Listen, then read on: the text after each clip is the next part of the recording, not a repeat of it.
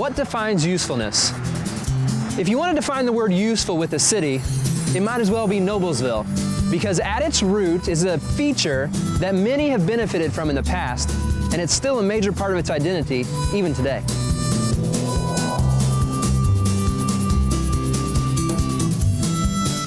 The city of Noblesville began as a commercial hub. Natural gas was discovered in central Indiana, and a lot of communities were born in the prosperity of that gas boom. What happened is in 1887, they discovered natural gas, and they discovered that all over kind of northeastern Indiana. Towns grew up, Muncie, Marion, Gas City. That's where these things came from. That's where they made all of their money. And the thing is that everybody thought it was great. It was not just the gas that sparked the growth in the area. Agriculture played a big part too. The reason why milling got important in Noblesville is everything kind of moved up the river a little bit. When William Connor established the town itself, he built it on the bluffs overlooking White River. With all those people moving into town, they had to be fed. One of the first big industries, one of the first major industries in that area was the model mill that was built by the Marmon family in the 1890s. And that is that big brick structure that everybody sees there.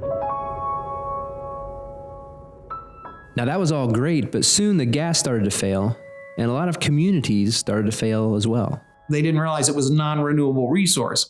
So what happened is that all of a sudden the gas starts failing all over the place, and a lot of companies start closing down.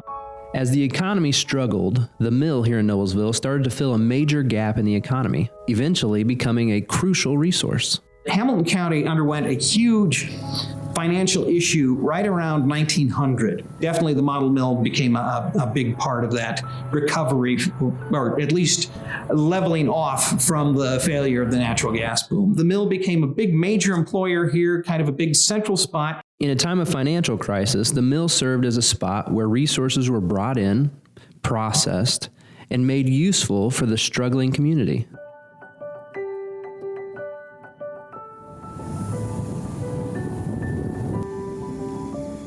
That was cutting edge technology in those days. So as a result, it was really important as far as that went. So they would literally come in on the railroads with the wheat and the corn, store it in the big elevators that were there for many, many years, and then eventually grind it up and send it back out in the various flour brands that they had. So important was the mill that it became a part of the identity of the community. The Noblesville High School is a very, very strong identity. So you have all of these families that live here for several generations. They all go to the high school and they all become millers. And so as a result, that has become part of that identity there. So Noblesville benefited locally as well as helping out surrounding areas because of the mill. Our church has a similar story. We've experienced great times of joy, but we've also had times of struggle.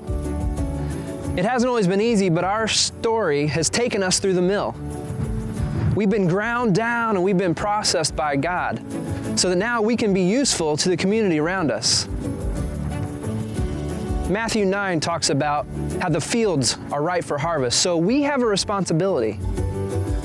In a sense, we are the millers. We are the mill, Church of the Nazarene.